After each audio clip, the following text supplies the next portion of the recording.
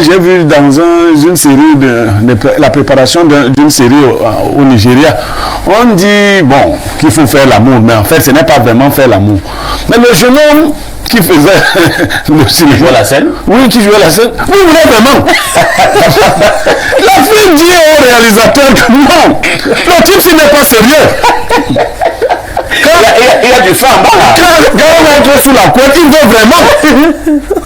Bon, on dit que il veut faire vrai. On dit que non, c'est la fille là, l'actrice là qui n'est pas sérieuse, on l'enlève, on prend une deuxième actrice. Le gars, la deuxième actrice, non, c'est pas ça. On a dit qu'on joue. On fait semblant. On fait semblant, mais le type, c'est lui ne sait pas faire semblant. Pierre Blériot-Niemek pour la dénonciation de ce vendredi matin. Parfait, ici, la dénonciation de ce vendredi matin, c'est l'histoire de deux amies filles qui sont en mauvaise passe du fait de la maman de l'une d'entre elles. En fait, la fille qui est venue nous voir et qui se plaint vit encore au Cameroun, mais elle a souvent eu le soutien de son amie qui vit aux États-Unis. Elle est orpheline de père et de mère. Son ami qui vit aux États-Unis lui a souvent apporté un soutien. C'est des anciennes camarades. Ils ont donc, tous ces anciens camarades, un forum d'anciens camarades dans lequel ils essaient d'apporter un soutien effectif à leurs anciens camarades. Et dans cette logique, ils aident beaucoup d'entre eux à aller de l'autre côté, en Europe notamment et aux États-Unis. Elle était restée presque la seule à n'avoir pas réussi à voyager. Ils lui ont conseillé la loterie américaine. Vous connaissez ce que c'est. Tout à fait. Elle a joué à la loterie américaine et elle a été retenue, heureusement. La question de l'hébergement s'est posée. Parce qu'après la loterie américaine, il faut trouver un hébergement. La jeune fille qui l'aide vit encore chez ses parents. Chez sa maman aux États-Unis. Elle vit encore chez sa maman. Donc, elle a demandé l'autorisation à la maman de son ami si elle pouvait loger chez elle.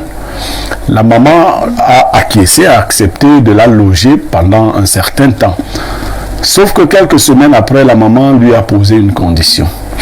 Elle lui a dit qu'elle aimerait également faire venir un cousin à elle. La maman. La maman de la fille des États-Unis. Oui, voulait faire venir aux États-Unis un cousin et qu'elle souhaitait que la jeune fille fasse un mariage blanc avec son cousin pour qu'il y ait une sorte de regroupement familial de ce côté. Bon, la jeune fille n'a pas répondu puisqu'elle est dans le besoin, elle n'a pas dit un mot.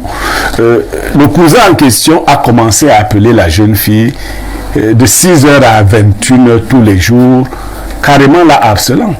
La jeune fille s'est dit, mais un mariage blanc suppose que nous n'avons même rien à faire. Alors, exaspérée, elle lui a fait savoir que elle vit déjà avec quelqu'un. Elle a un fiancé. Et que vraiment, cette affaire-là, elle se rend compte que ce n'est même pas un mariage blanc. Que ça doit être un vrai mariage. Que ça risque d'être un vrai mariage. Donc, elle a ses engagements. Et elle ne pense pas pouvoir renoncer à ses engagements. Elle s'est rapprochée également de la maman. Elle lui a dit, non, bon... Tu m'avais posé une condition, mais il faut dire que je ne peux pas répondre favorablement à cette condition-là. J'ai un fiancé, je vais aux États-Unis, quand je vais m'insérer, c'est avec ce fiancé que je compte me marier. Donc, attends un peu. Le mariage blanc était avec la cousine qui est au Cameroun, celle qui en est en... La fille qui est au Cameroun, qui va partir. Mais comme elle a déjà la loterie, elle va devenir citoyenne américaine. Oui. Elle va donc faire un mariage blanc avec un cousin qui est aussi au Cameroun. Les deux sont encore au Cameroun. Et entre-temps, le cousin du Cameroun, le soi-disant cousin, commence à l'appeler. Oui, carrément. C'était vraiment le vrai mariage. La fille refuse. Donc la maman lui dit donc, bon, je ne pourrai plus t'héberger dans ces conditions-là. Ah bon? Si tu ne fais pas un mariage avec mon cousin, je ne pourrai plus t'héberger. Elle s'est rabattue chez son ami pour lui dire que est-ce que maman m'oblige à épouser son cousin? Entre elles, les deux filles ne sont pas d'accord. La fille est allée voir sa maman pour lui dire non, mais tu n'as pas obligé mon ami à épouser ton cousin et tout cela. Mais l'autre fille lui dit mais si c'est vraiment un mariage blanc, on peut faire le mariage blanc avec toi, non? puisque c'est le cousin, les actes de naissance ne disent pas que vous êtes parenté et tout ça, vous pouvez faire votre... Si ce n'est qu'un mariage blanc. Donc, elle est en ballottage défavorable, elle ne sait pas si finalement elle trouvera un moyen pour être hébergée de l'autre côté, et c'est pas le plus évident. Et la maman en question est en train de mettre du sable dans la relation entre les deux jeunes filles. Donc elle est venue nous voir pour qu'on apporte des conseils et pourquoi pas un soutien. C'est vraiment compliqué, hein? D'accord. Pierre Blériot-Niamec, disons donc que nous sommes là dans une affaire où la dame des États-Unis, et là je commence à me poser même beaucoup de questions, hein? Même si la jeune dame réussit même à voyager, voyant déjà la moralité de cette maman des États-Unis, est-ce que cette affaire des États-Unis sera vraiment porteuse? Non, déjà il faut enlever en idée de vivre encore chez cette maman. Il faut commencer à chercher une autre solution. Ça, c'est la première condition qu'on lui a posée. Les autres, elle ne les connaît pas encore. Tout à fait. Voilà. Et il ne s'agit pas, de toute évidence, il ne s'agit pas de mariage blanc. Parce qu'un mariage blanc, tu n'as pas à m'appeler tout le temps. Tu as ta vie, j'ai ma vie. Et on nous oblige même à dire aux Américains que nous faisons souvent les mariages blancs. Oh, vraiment. Donc, tu n'as pas à me harceler, ce n'est pas une relation. C'est un peu comme les gens, j'ai vu dans une série, la préparation d'une série au Nigeria. On dit, bon, qu'il faut faire l'amour, mais en fait, ce n'est pas vraiment faire l'amour. Mais le jeune homme qui faisait le cinéma. Qui jouait la scène? Oui, qui jouait la scène. Vous voulez vraiment? La fille dit au réalisateur que non, le type, il n'est pas sérieux. Il y a du fan. Quand on entre sous la couette, il veut vraiment. Bon, on dit que il veut faire vrai. On dit que non, c'est la fille là, l'actrice là qui n'est pas sérieuse, on l'enlève, on prend une deuxième actrice. Le gars, la deuxième actrice, non, c'est pas ça. On a dit qu'on joue. On fait semblant. On fait semblant, mais le film, lui ne sait pas faire semblant. Donc, en fait, il n'y a pas de faire semblant dans la tête de cette dame. Je crois qu'elle avait vu déjà une proie pour aider, entre guillemets, son cousin, mais pour lui trouver une femme.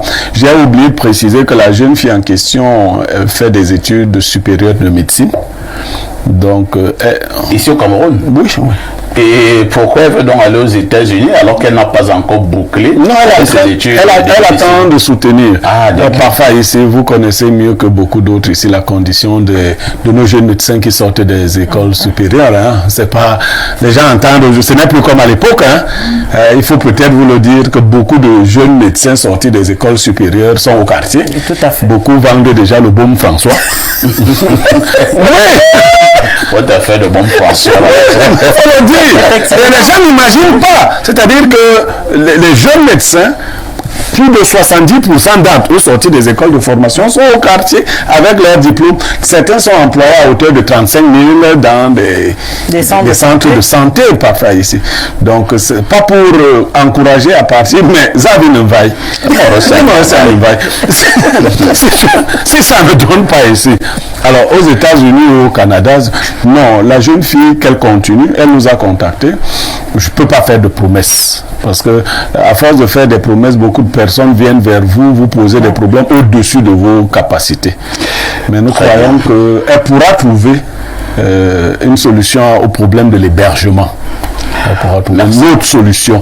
Une famille ou quelqu'un de bienfaisant et pas de tout malicieux pourra lui tendre la main. Vous savez, moi je rends hommage, j'ai mon propre frère qui est allé aux États-Unis par ce canal.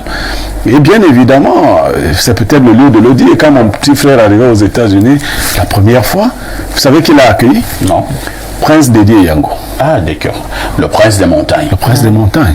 Alors, aujourd'hui, le prince des montagnes est comme son deuxième papa. Tout à fait. Quand mon petit est au Cameroun, il est devenu un grand monsieur, quand il est au Cameroun, il ne manque pas d'aller d'abord dire bonjour à son papa.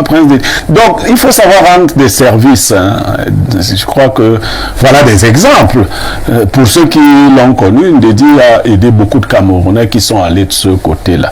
On a aussi d'autres personnes qui ouvrent leurs portes, sauf qu'il faut vérifier la moralité. Moi, je ne fais pas de recommandations si je ne suis pas convaincu de votre moralité. Et je ne connais pas la moralité des gens à travers Internet ou Facebook. Merci Pierre Blériot.